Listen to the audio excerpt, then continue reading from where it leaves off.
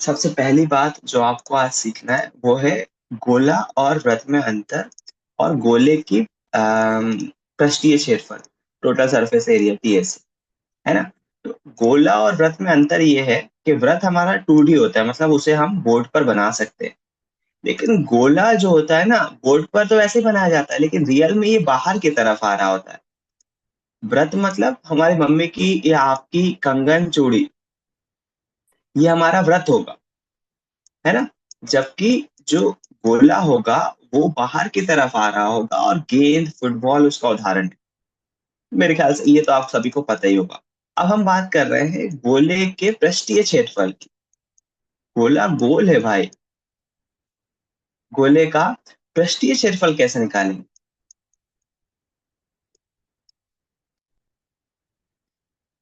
Good morning पायल। गोले का पृष्ठीय क्षेत्रफल,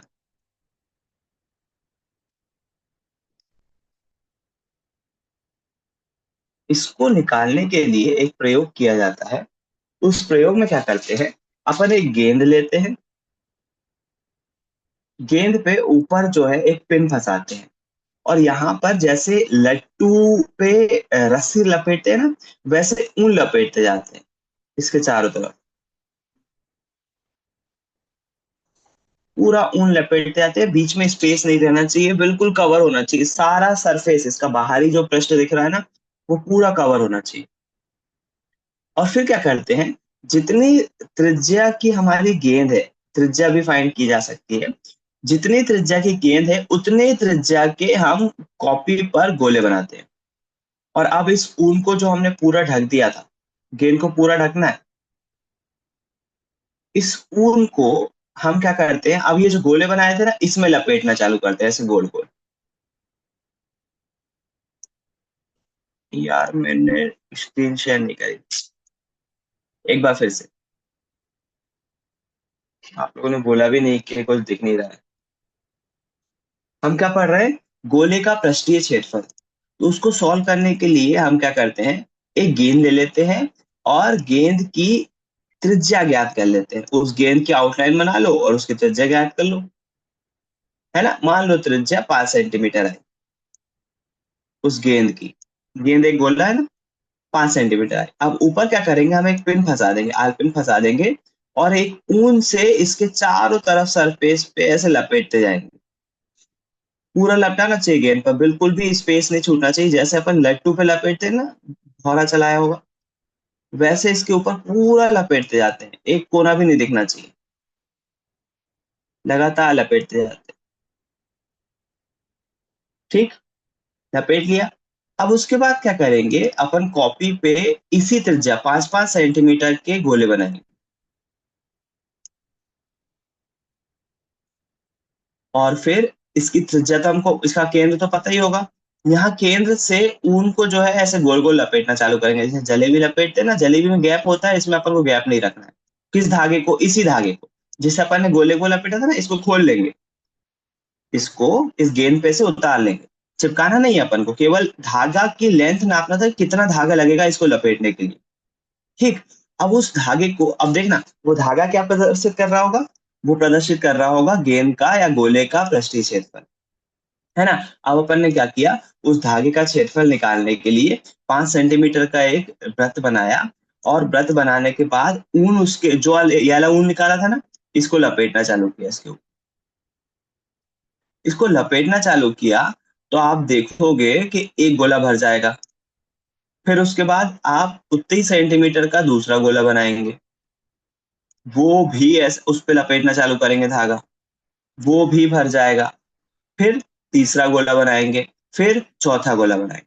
आप देखोगे कि जितना भी ऊन था ना, वो चार पूरे परफेक्ट गोलों में आएगा, पूरे परफेक्ट, उससे ना एक कम ज्यादा, कम ना ज्यादा, बिल्कुल चार गोले, चार अपने व्रत जो है वो पूरे भर जाएंगे। क्या किया, आपको समझ में आया? हमने एक गोला लिया, गोले का पृष्ठीय क्षेत्रफल निकालना है हमको, तो गोले के पृष्ठीय क्षेत्रफल के लिए हमने उसके चारों तरफ ऊन लपेट दिया, गोले की त्रिज्या पता कर ली, गोले की त्रिज्या के बराबर ही वृत्त खींचे, और अब ये जो धागा लपेटा था ना, उसको गेंद पर से उतार लिया। अब इस धागे को हमने 4-5 सेंटीमीटर के जो वृत्त बनाए थे उसमें लपेटना चालू किया, तो हम देखेंगे कि हमारे 4 परफेक्ट गोल जो वृत्त रहेंगे ना वो भरा जाएंगे। आपको मालूम है वृत्त का क्षेत्रफल होता है pi r square, pi r square, pi r square और पाई आर स्क्वायर। तो आप खुद सोचो, इस जो गेंद पर धागा लपेटा हुआ था वो 4 गोलों के क्षेत्रफल के बराबर है। तो हम इसका गोले का क्षेत्रफल क्या लिखेंगे? 4 गुणित पाई आर स्क्वायर। ये हमारे गोले का क्षेत्रफल होता है। और अगर आपसे पूछे कि भाई अर्ध गोले का क्षेत्रफल निकालो, तो अपन क्या करेंगे, गोले को आधा काटेंगे। आधा काटेंगे यदि, तो वो कुछ इस तरह से दिखाई देगा। तो अब जो गोले का वक्री पृष्ठ क्षेत्रफल होगा वो 2 पाई आर स्क्वायर हो जाएगा, क्योंकि अपन ने गोले को आधा काट दिया। लेकिन अगर हम टोटल सरफेस एरिया की बात करें, तो गोले के नीचे जो है ना, वो हिस्सा जो है वो वृत्त के रूप में हमको सामने से नजर आएगा। तो ये वाले क्षेत्रफल को भी हमको जोड़ना पड़ेगा, मतलब पाई आर स्क्वायर और जोड़ना पड़ेगा।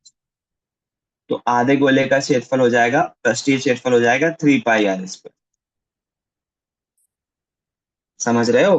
क्योंकि अगर हम गोले को काटेंगे तो जो ऊपर का एरिया वो तो रहेगा, नीचे का भी तो दिखने लगेगा, बीच जो सामने से दिखता है। ठोस गोले की बात हो रही है यहाँ पर। किसी छल्ले को बीच से काट दो, तो उसका ऊपर वाला जो गोल एरिया है ये तो रहेगा ही, लेकिन नीचे का सामने का वृत्तीय एरिया भी दिखने लगेगा।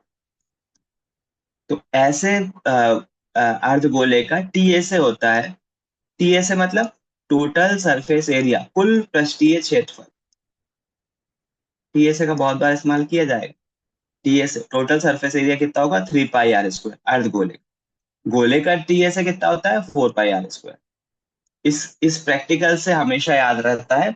एक क्लास में करवाना चाहिए है, करवाना चाहिए, मैं करवाऊंगा इस बार। पिछली बार नहीं करवाया होगा जहां तक है, लेकिन क्योंकि सवाल आते नहीं है, लेकिन 10th क्लास में तो करना ही चाहिए प्रैक्टिकल। इससे हमको गोले का पृष्ठीय क्षेत्रफल पता चल जाता है ना। तो अब हम वापस बुक पर आते हैं और अब हम चारों फॉर्मूले याद कर चुके हैं। अगर हम पृष्ठीय क्षेत्रफल की बात करें तो एक बार रिवाइज कर लेते हैं। आप लोगों ने याद तो करे होंगे, मुझे ऐसा उम्मीद है। पहला जो है वो है घन का पृष्ठीय क्षेत्रफल। घन मतलब जिसके 6 फलक होते हैं और 6 के 6 बराबर होते हैं, सारी भुजाएं बराबर होती है, वर्गों से मिलकर बनता है। घन का पृष्ठीय क्षेत्रफल। कोई बताएगा क्या होता है? नहीं, बिना देख।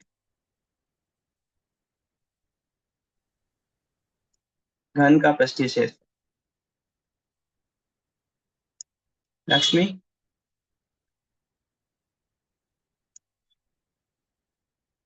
याद नहीं किया? मतलब लास्ट क्लास में क्या पढ़ा था देखा भी नहीं।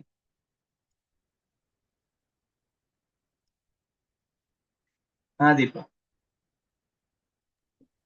2 bracket AC + AB + BC bracket close. अब वो घनाभ का होता है बेटा,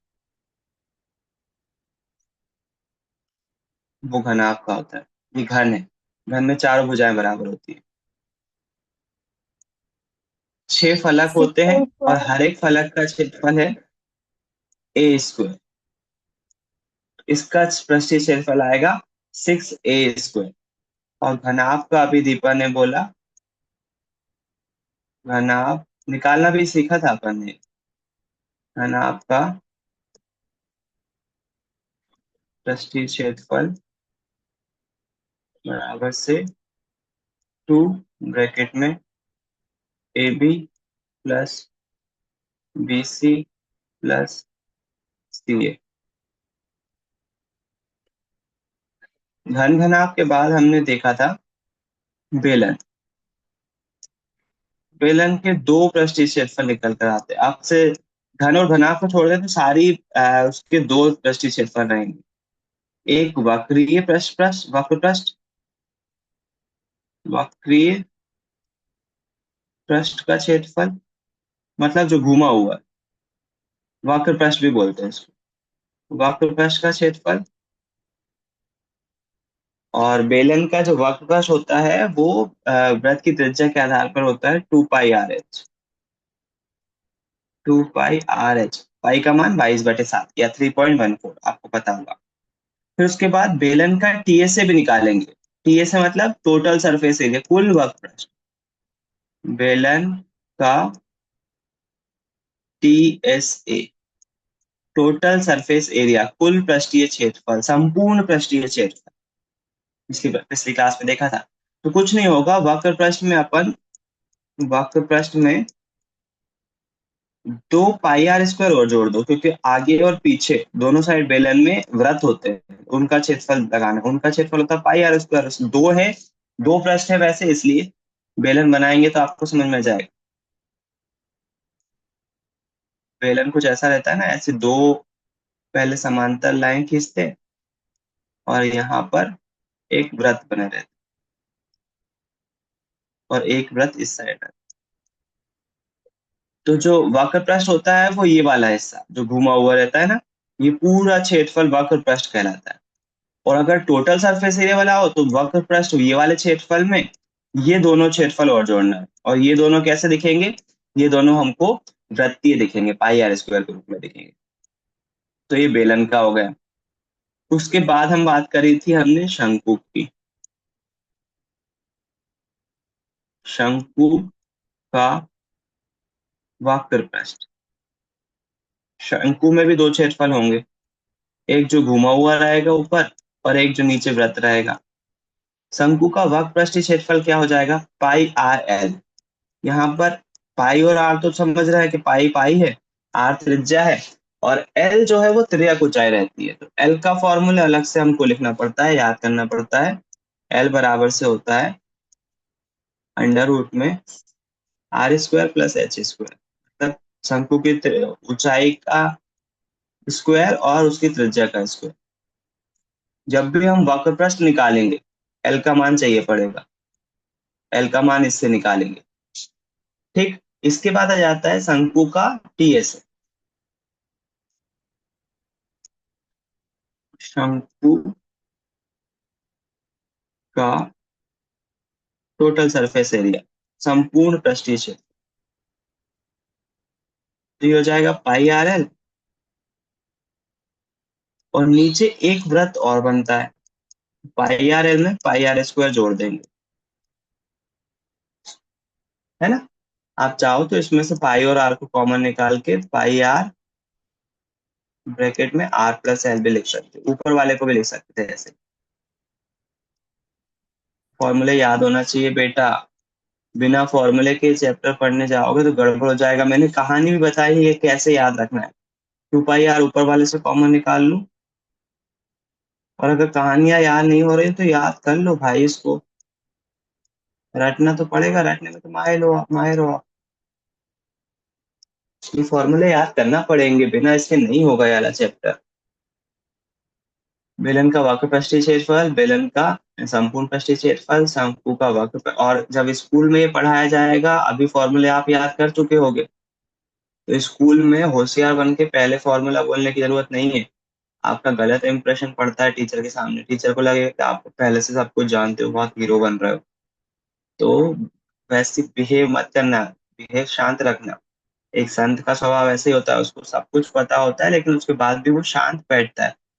वैसा ही ज्यादा ज्यादा ओवर एक्साइटेड मत होना है स्कूल में कि हमको तो पहले से ही पता है, हमको तो आते हैं फॉर्मूले।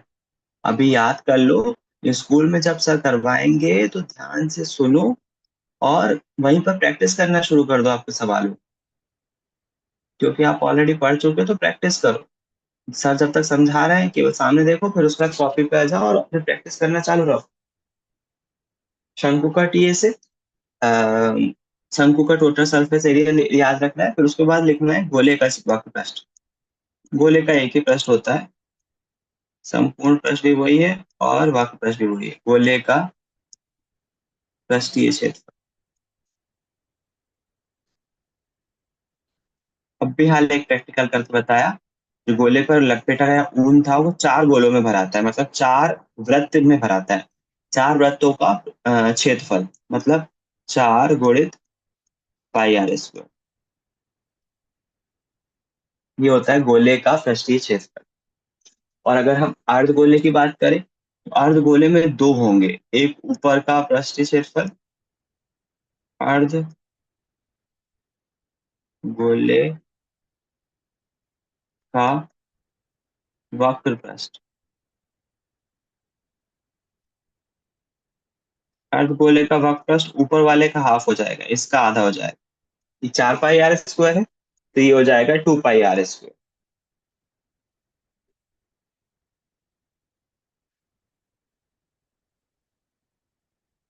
और अर्धगोले का अगर टीए से बोले हम, टोटल सरफेस एरिया, तो उसमें एक एक वृत्त का क्षेत्रफल और जुड़ जाएगा।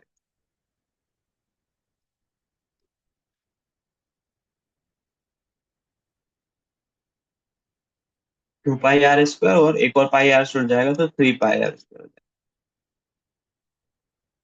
बहुत कंफ्यूज करते हैं ये वाले को, ये जो तीनों फॉर्मूले हैं ना, बहुत ज्यादा परेशान करते हैं। गोले का पृष्ठीय क्षेत्रफल, अर्धगोले का वक्र पृष्ठ, अर्धगोले का टोटल सरफेस एरिया, संपूर्ण पृष्ठीय क्षेत्रफल। बस इतने फॉर्मूले हैं पहली प्रश्नावली के लिए। इतने ही हैं आयतन के लिए भी। तो आयतन वाले प्रश्नावली में देखेंगे, अभी इस पे याद करना है ना। कठिन लग सकते हैं, लेकिन अगर आपको शेप दिमाग में है ना, जिस तरह से मैंने आपको एक्सप्लेन किया है वो याद है, तो फॉर्मूला भूलने के चांसेस बहुत कम है। रटोगे तो भूलोगे, रटोगे तो भूलोगे। चाहो तो इसका स्क्रीनशॉट लिख लो, एक पेज पर लिख लेना इसको। और आपको याद करना है, ठीक है। उम्मीद है लिख लिए होंगे फॉर्मूले।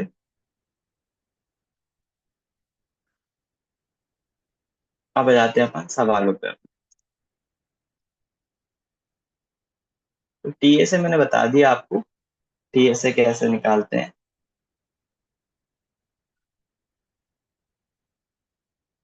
हम अपने पहले क्वेश्चन की तरफ बढ़ते हैं।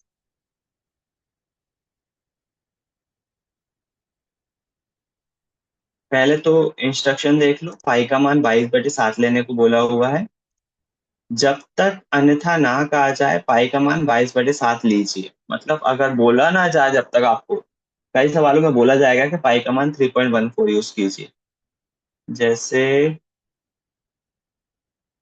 इसमें तो कहीं भी नहीं है, इसमें तो 22/7 ही लेना है। नेक्स्ट प्रश्नावली में आएगा। चलो पहला क्वेश्चन देखो।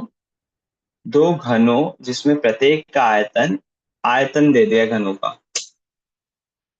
64 सेंटीमीटर क्यूब है। संलग्न फलकों को मिलाकर एक ठोस बनाया जाता है। इससे प्राप्त घनाभ का पृष्ठीय क्षेत्रफल क्या होगा। घनाभ का पृष्ठीय क्षेत्रफल निकालना है हमको। एक घन दिया हुआ है और उसका आयतन दिया हुआ है। उन दोनों को मिलाकर एक ठोस बनाया जाता है। चलो अब देखो, एक काम करो। आयतन का मतलब थोड़ा सा समझना पड़ेगा आपको। चैप्टर का पहले क्वेश्चन में आयतन दिया हुआ है। तो आयतन होता क्या है, इस डब्बे में कितना पानी भरा सकता है, उस पानी की मात्रा को हम बोलते हैं आयतन। इस डब्बे में कितना पानी भरा सकता है, उसको क्या बोलेंगे हम, आयतन। भरा गया पूरा पानी, जिस पानी की मात्रा को हम बोलेंगे आयतन, है ना। अब क्वेश्चन क्या है, क्वेश्चन है कि दो घन है, प्रत्येक का आयतन दिया हुआ है। अपन दो घन बनाते हैं।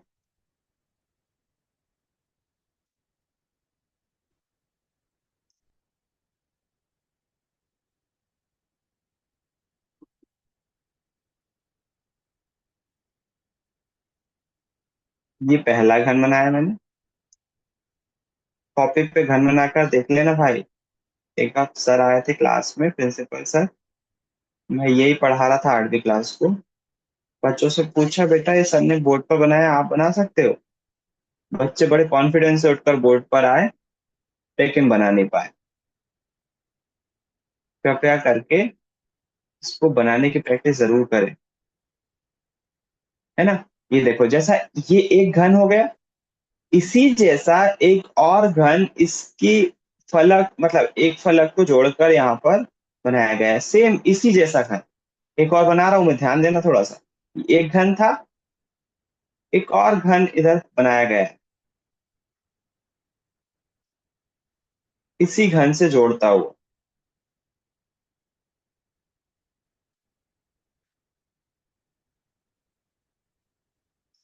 अब हमसे बोल रहे हैं, देखो अब आपने जब दोनों घनों को जोड़ दिया तो आपको एक घनाभ मिल जाएगा। ये इसकी लंबाई होगी, ये इसकी चौड़ाई होगी, ये इसकी ऊंचाई होगी, है ना। तो बोल रहे हैं बताओ जो अब नया घनाभ बना है ना, इसका पृष्ठीय क्षेत्रफल क्या होगा। हमको दिया हुआ है एक घन के बारे में। दिया क्या है? दिया है घन का आयतन। घन का आयतन दिया हुआ है 64। आयतन को अपन ना क्यूब में लिखते हैं, घात 3 में लिखते हैं। तो 64 सेंटीमीटर क्यूब दिया हुआ है इसका आयतन। क्यों लिखते हैं? क्योंकि आयतन में हम लंबाई चौड़ाई के साथ ऊंचाई का भी गुणा करते हैं, है ना। एक्चुअली में जो घन के आयतन का सूत्र होता है वो भुजा गुणित भुजा, ऐसा होता है। लंबाई चौड़ाई ऊंचाई। जैसे मान लो कि एक घन है, मान क्या लो, घन बना दे रहा हूं।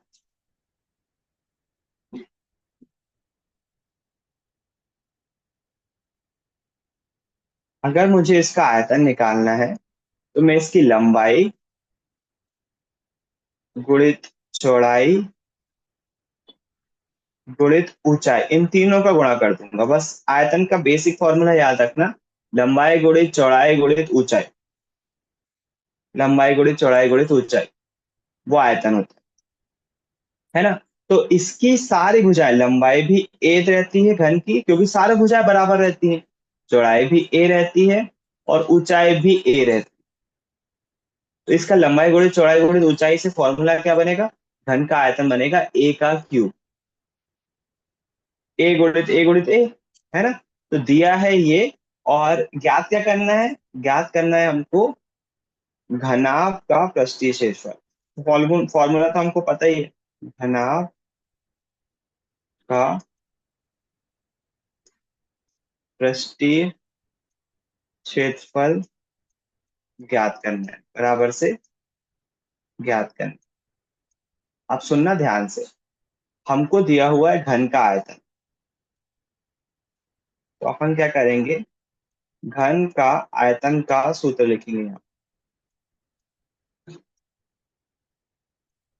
घन का आयतन कितना होता है भाई? ए गुणित ए, यानी कि ए का क्यूब। और हमको घन का आयतन दिया कितना है? 64, बराबर से ए का क्यूब। क्यूब हटेगा, यहाँ पर रूट चढ़ेगा, तो ए बराबर से हो जाएगा अंडर रूट में 64। लेकिन एक और बात है, एक की घात 3 थी ना, तो यहाँ पर 3 लिखना पड़ेगा। ये क्यूब रूट है, स्क्वायर रूट नहीं है, ये क्यूब रूट है। अभी स्क्वायर रूट क्यूब रूट समझते होगे तो बहुत अच्छी बात है, नहीं समझते होगे तो बताओ, फिर समझाऊंगा। 4 चौको 16, 16 चौको 64, और 64 क्यूब होता है 4 का। ए का मान आ जाएगा 4। वर्ग की मतलब घन की एक भुजा आ गई 4। 4 आ गई मतलब इसका मान भी 4 है, इधर से इधर तक का मान भी 4 है, इधर से इधर तक का भी मान 4 है। इसकी भुजा की लंबाई कितनी आ गई? 4। अब आपको मालूम है कि घनाभ का पृष्ठीय क्षेत्रफल निकालने के लिए 2 AB BC CD चाहिए पड़ता है। मतलब अगर ये पूरा घनाभ चाहिए तो हमें इतनी पूरी की लंबाई चाहिए। ये ए हो जाएगा हमारा, ये बी हो जाएगा और ये सी हो जाएगा। पूरा खेल बस इसी का था। जब आपने घन की लंबाई निकाली कि यहां से लेकर यहां तक की लंबाई 4 सेंटीमीटर है, तो मुझे बताओ यहाँ दोनों क्यूब समान ही है जब, यहां से लेकर यहां तक की भी 4 ही होगी। मतलब टोटल लंबाई कितनी हो जाएगी? टोटल लंबाई हो जाएगी 8 सेंटीमीटर। होगी कि नहीं?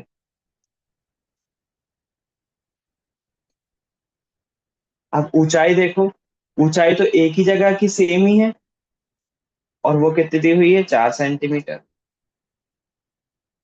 और चौड़ाई देखो, इधर से लेकर इधर तक ये भी एक ही बार है, तो ये भी कितनी रहेगी, 4 सेंटीमीटर।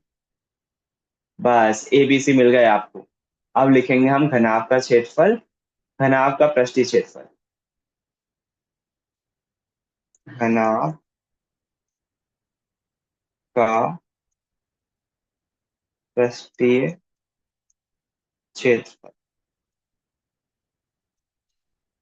बराबर से 2 AB plus BC plus CA।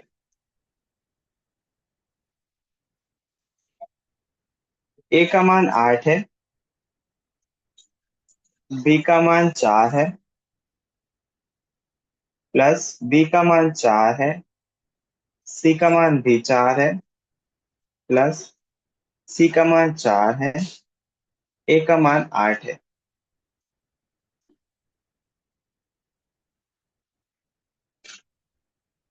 8 चौको 32 प्लस 4 चौको 16 प्लस 8 चौको 32।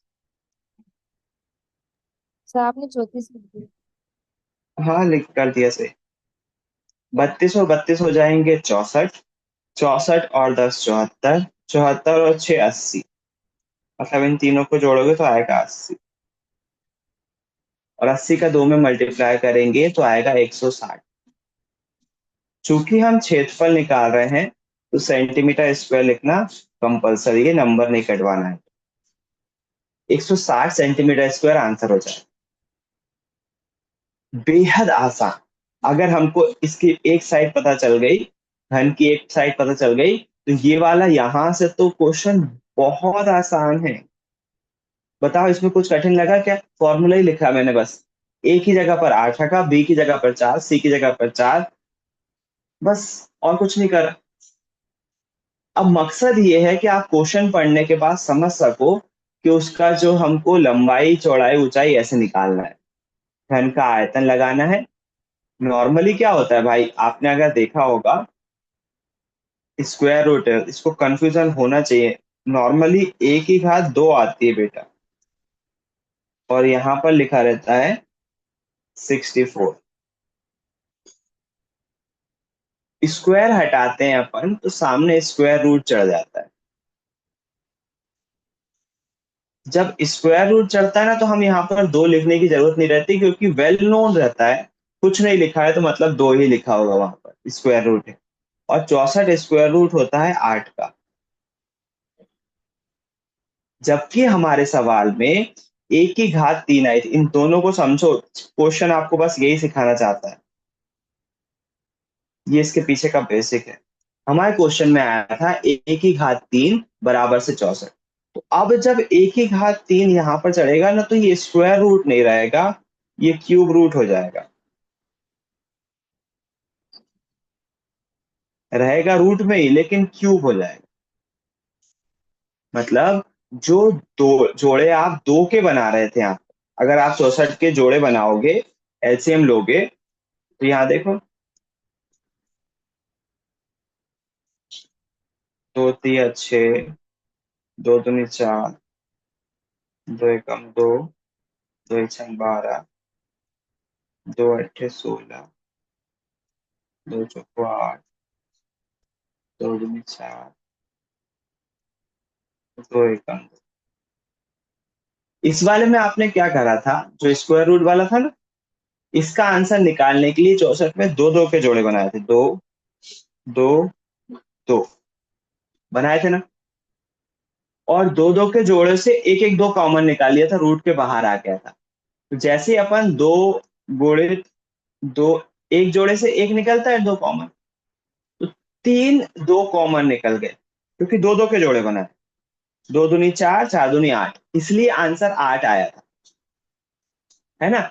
जबकि यदि हम एक क्यूब निकाल रहे हैं, एक क्यूब निकाल रहे हैं, तो हम तीन तीन के जोड़े बनाएंगे।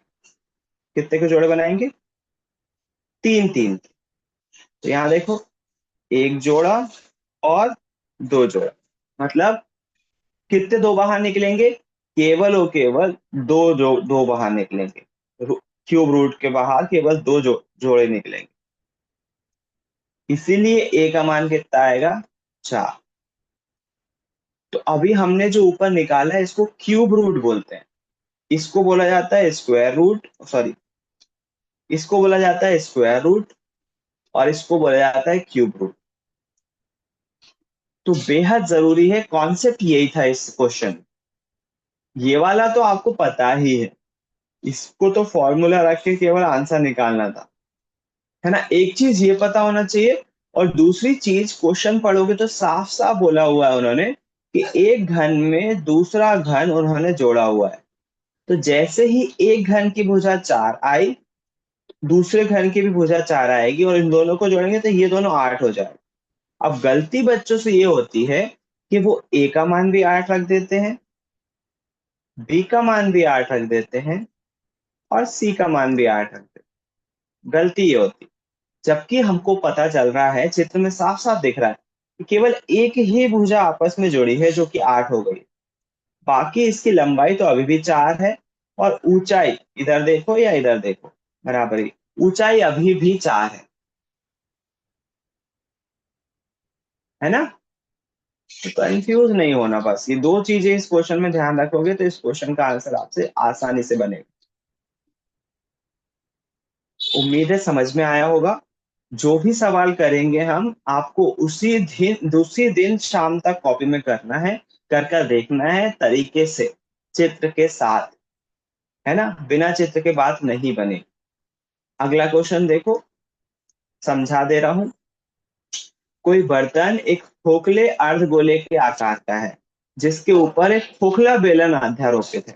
खोखला बेलन कुछ है।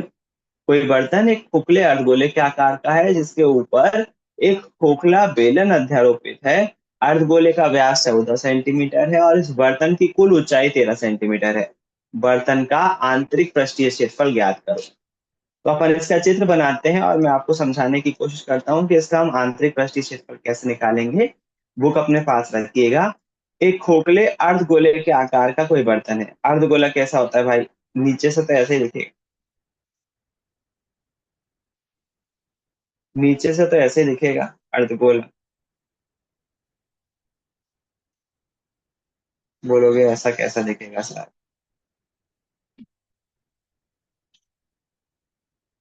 ऐसा दिखेगा। अर्धगोला ऐसा दिखेगा, खोखला है, अंदर से खोखला है, ऊपर वृत्त नहीं दिखेगा। उसके ऊपर एक खोखला बेलन अध्यारोपित है। बेलन अध्यारोपित है, खोखला बेलन। वो गिलास जैसा सरफेस हो जाएगा, जैसा गिलास होता है ना, इसके ऊपर एक खोखला बेलन रखा हुआ। चित्र सही बन गए अगर पढ़कर, बहुत हद तक प्रॉब्लम सॉल्व हो गई।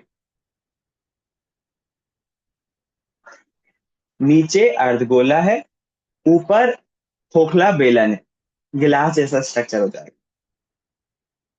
अर्धगोले का व्यास 14 सेंटीमीटर, मतलब यहां से लेकर यहां तक इसका व्यास 14 सेंटीमीटर है।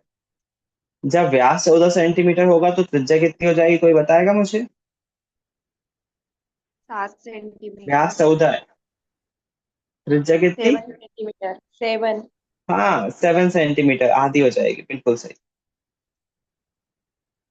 उसके बाद बोला हुआ है इस बर्तन की कुल ऊंचाई 13 सेंटीमीटर है। कुल ऊंचाई 13 सेंटीमीटर।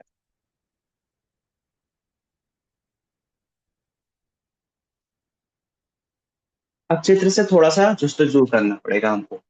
आपको मालूम होना चाहिए, अगर ये अर्धगोले की त्रिज्या 7 सेंटीमीटर यहाँ है तो ये भी 7 सेंटीमीटर ही हो, यहाँ से लेकर यहाँ तक। क्योंकि अर्धगोला प्रकार जैसा गोला ऐसा रहता है, बिल्कुल परफेक्ट रहता है, बना तो नहीं है यहाँ पर परफेक्ट, लेकिन ये परफेक्ट हो ही इसलिए पाता है क्योंकि त्रिज्या सब जगह सेम रहती है। तो इसकी ऊंचाई भी इसकी कितनी होगी? 7 होगी, मतलब यहां से लेकर यहां तक इसकी ऊंचाई कितनी होगी? 7 होगी। तो अब आप बेलन की ऊंचाई भी बता सकते हो। ये हमको पूरे खिलौने की या पूरे बर्तन की ऊंचाई दी हुई थी 13, 7 हमने अर्धगोले की अलग निकाल ली, तो बेलन की कैसे होगी? 13 में से 7 गए, बचेगा 6।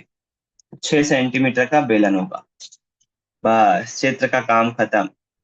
अब हमको अगर बर्तन का टीएसए निकालना है, तो हम फॉर्मूला ये लिखेंगे, बस दिया है वगैरह तो लिख लोगे आप। बर्तन का टीएसए, टीएसए मतलब टोटल सरफेस एरिया, यही पूछा हुआ है, ये मेन है। अब बर्तन का टीएसए निकालना है तो कैसे निकालेंगे? अर्धगोले का, अर्धगोले का वक्र पृष्ठ, अर्धगोले,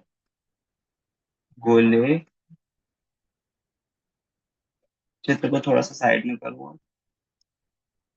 अर्धगोले का वक्र पृष्ठ।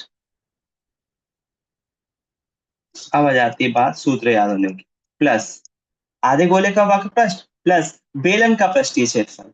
वक्र पृष्ठ, बेलन का वक्र पृष्ठ, बेलन का वक्र पृष्ठ।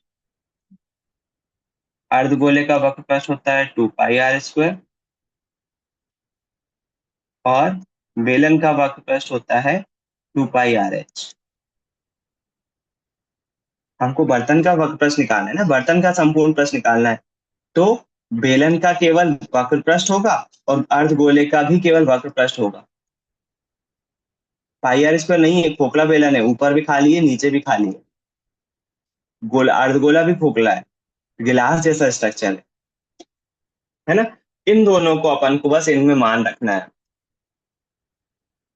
कल देखते हैं, 1 मिनट बचा हुआ है, पूरा नहीं हो पाएगा। चलो पहला क्वेश्चन आप करो, फिर ये समझाता हूँ कल में, पूरा नहीं हो पाएगा। ठीक है ना, कल देखते हैं, मैं इसको कंटिन्यू